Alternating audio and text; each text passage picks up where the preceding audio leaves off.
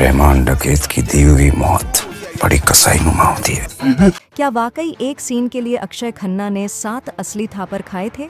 क्या शूटिंग के दौरान 100 से ज्यादा लोग बीमार पड़ गए थे?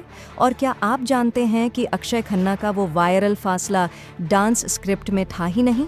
महज 10 दिनों में 552 करोड़ रुपए से ज्यादा की कमाई कर इस फिल्म ने तहलका मचा दिया।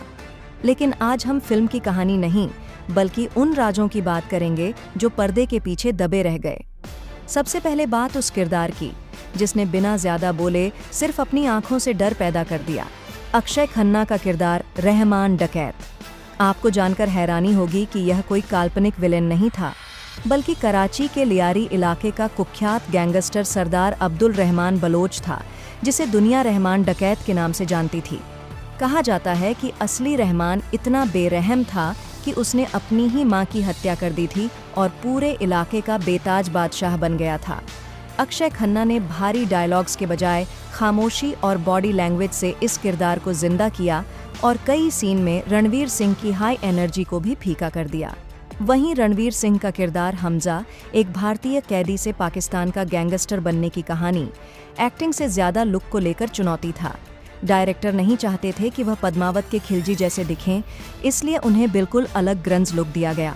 इस ट्रांसफॉर्मेशन के लिए रणवीर को रोज 1.5 घंटा मेकअप चेयर पर बैठना पड़ता था। लेकिन असली विवाद तब खड़ा हुआ जब संजय दत्त के किरदार एसपी चौधरी असलम पर सवाल उठे।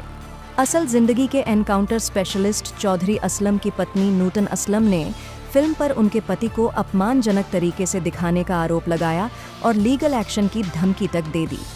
अब सवाल ये कि पाकिस्तान में शूटिंग हुई कैसे? भारत पाक रिश्तों के चलते वहां शूटिंग नामुमकिन थी, लेकिन डायरेक्टर आदित्य धर को कराची जैसा असली माहौल चाहिए था। इसलिए 25 जुलाई 2024 को पूरी यूनिट चुपचाप बैंकॉक पहुंची। बैंकॉक की कुछ पुरानी तंग गलियों को कराची के लियारी इलाके में बदला गया। Urdu sign board, Pakistani poster और झंडे लगाए गए ताकि स्क्रीन पर जगह 100% कराची लगे। यहाँ मेकर्स को पूरा कंट्रोल मिला, जो भारत की सड़कों पर मुमकिन नहीं था। नवंबर 2024 में अगला शेड्यूल अमृतसर में हुआ।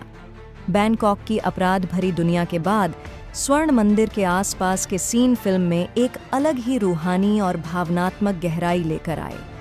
उस वक्त छुट्टियों का मौसम था और स्वर्ण मंदिर में श्रद्धालुओं की जबरदस्त भीड़।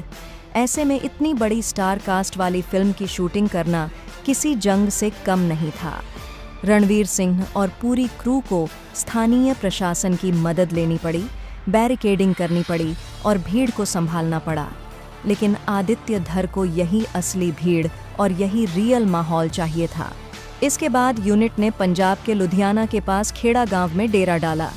साल 2025 के बीच जैसे ही शूटिंग वहां पहुंची, एक ही रात में पूरे भारतीय गांव को पाकिस्तानी ग्रामीण इलाके में बदल दिया गया। घर की छतों का डिजाइन बदला गया, दीवारों के रंग बदले गए और उर्दू बोर्ड व पाकिस्तानी झंडे लगा दिए गए। सुबह जब गांव वाले उठे तो अपने ही गांव को देखकर सन्न रह गए। सोशल मीडिया पर लीक तस्वीरों ने लोगों को कंफ्यूज कर दिया, लेकिन यही सीन फिल्म में टेंशन और स्केल बढ़ाने वाले थे। फिल्म का विजुअल टोन भी आम बॉलीवुड फिल्मों जैसा चमकीला नहीं था। सिनेमैटोग्राफर विकास नोखा और आदित्य धर का फोकस ग्लैमर नहीं, ग्रिट और रियलिज्म पर था। इसलिए वीएफएक्स के दौर में भी डीसैचुरेटेड रंगों का इस्तेमाल किया गया। मुंबई में शूटिंग एक अलग ही चुनौती थी।